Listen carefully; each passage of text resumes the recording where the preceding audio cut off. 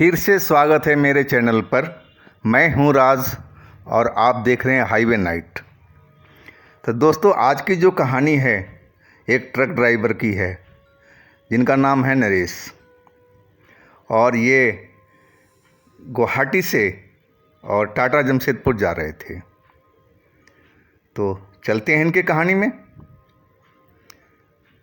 दोस्तों, मैं हूं नरेश और मैं एक ट्रक ड्राइवर हूं, और हमारे साथ में हमारा असिस्टेंट था अंकुश। हम गुवाहाटी से टाटा जमशेदपुर जा रहे थे, और अब जिस जगह पर हम थे वहाँ से करीब 200 किलोमीटर के आसपास जमशेदपुर था, और रात के करीब 2:30 बज रहे हैं और बारिश एकाएक स्टार्ट हो गई थी।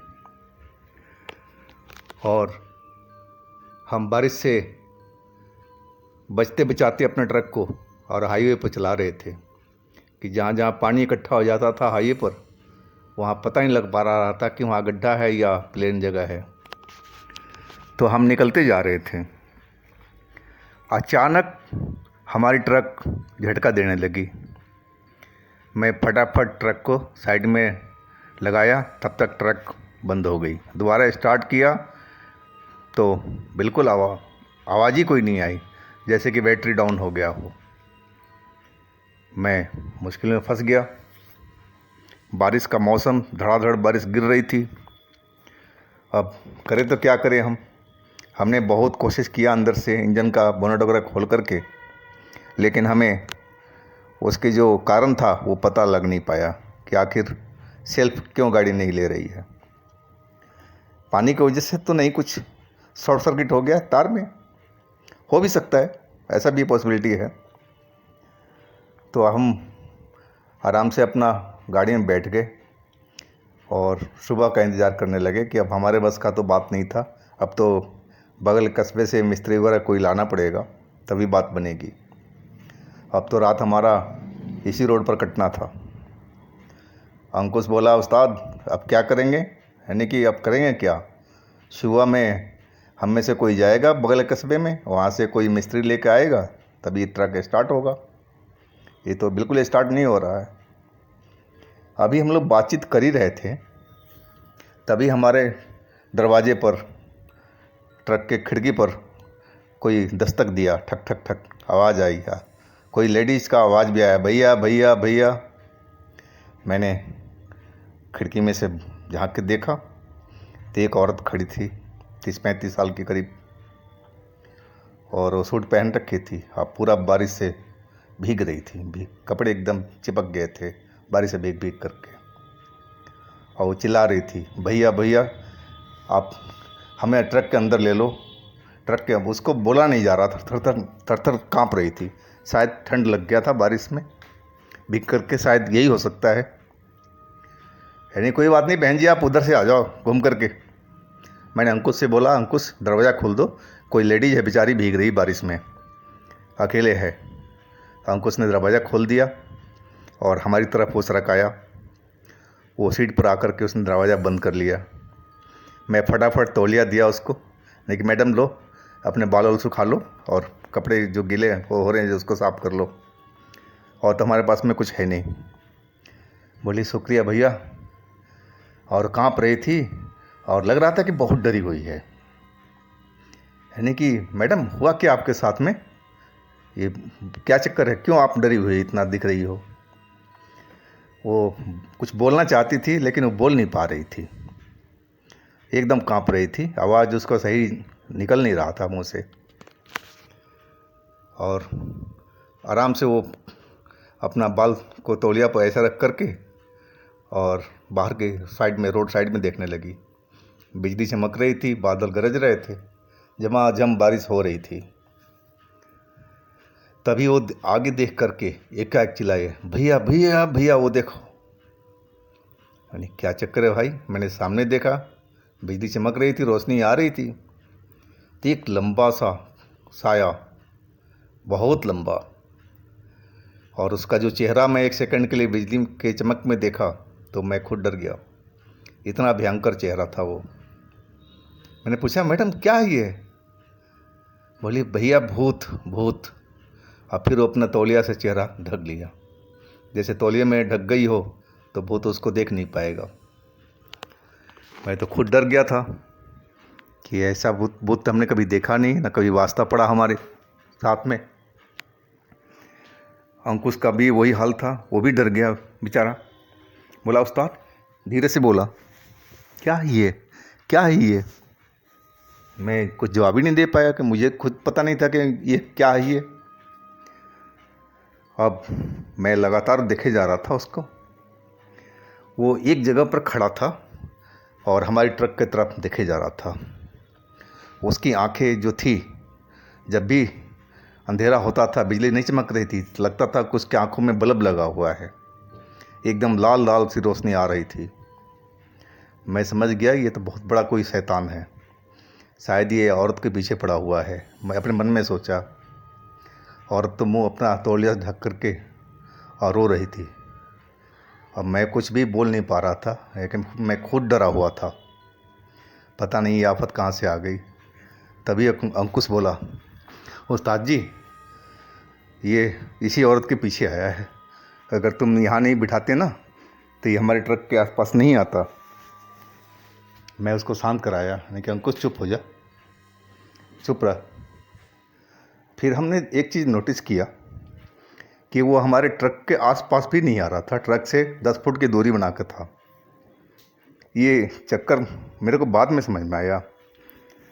हुआ क्या था कि हमारे ट्रक के अंदर में हनुमान जी की मूर्ति लगी हुई थी और विधिवत हम लोग पूजा करते थे सुबह शाम में। शायद उन्हीं का ये चमत्कार था। उसी के वजह से, बजरंगबली के वजह से शायद वो ट्रक के पास बिल्कुल नहीं आ पा रहा था। शायद यही रीज़न था, मैं अपने मन में सोच रहा था।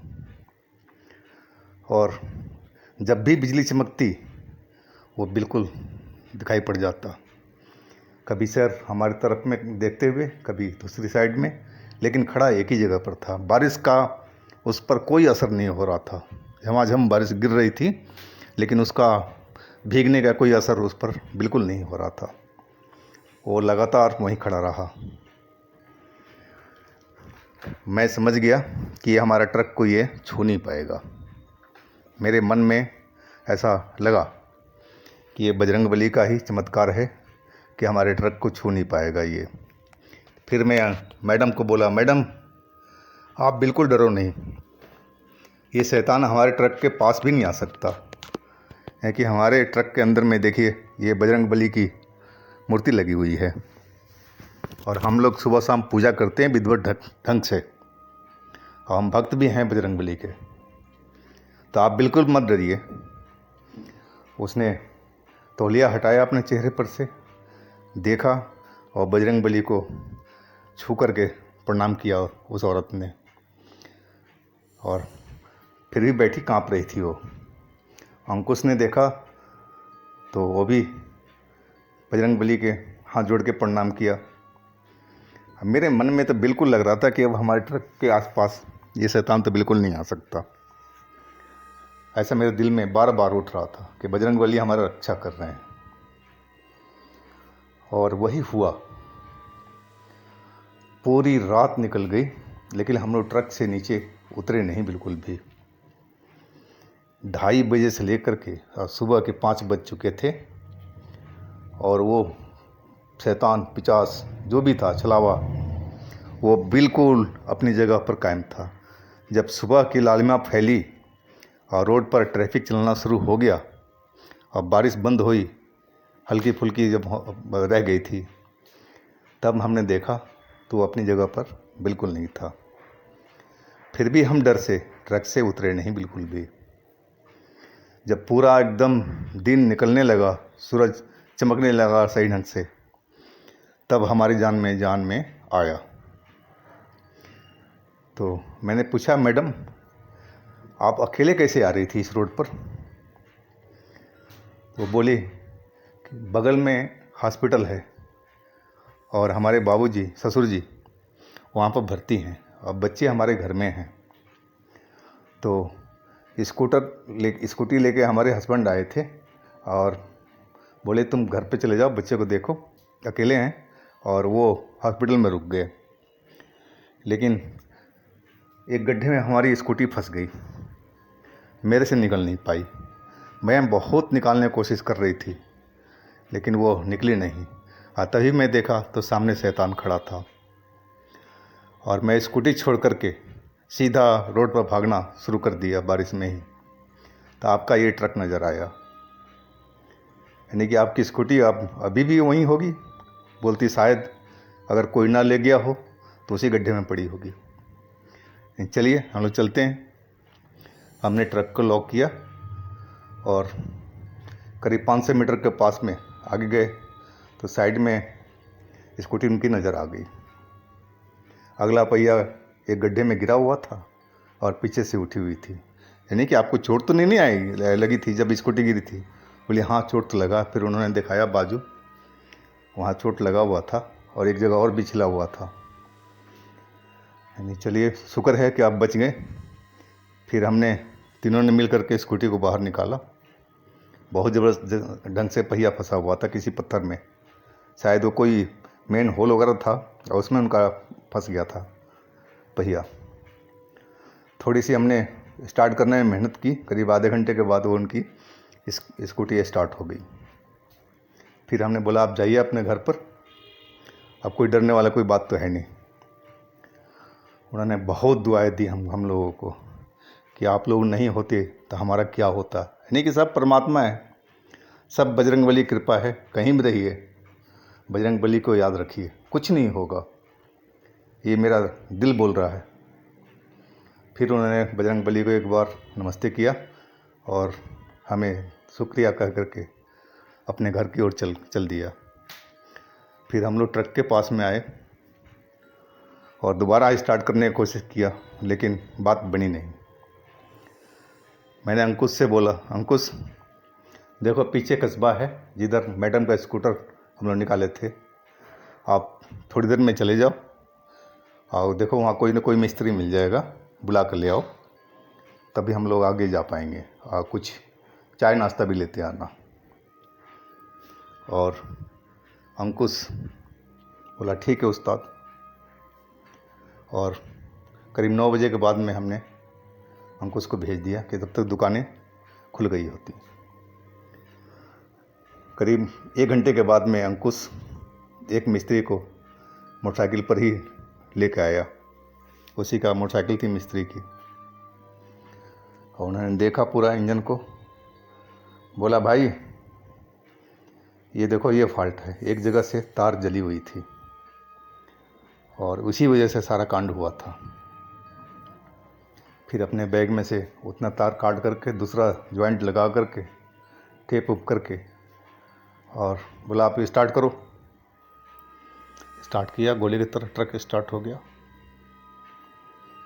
फिर मैंने उसको शुक्रिया बोला और उसके फीस दिए, पैसे दिए उसको और गए। उसके बाद में हम लोग वहाँ से चाय नाश्ता करके अपने मंजिल की ओर निकल गए।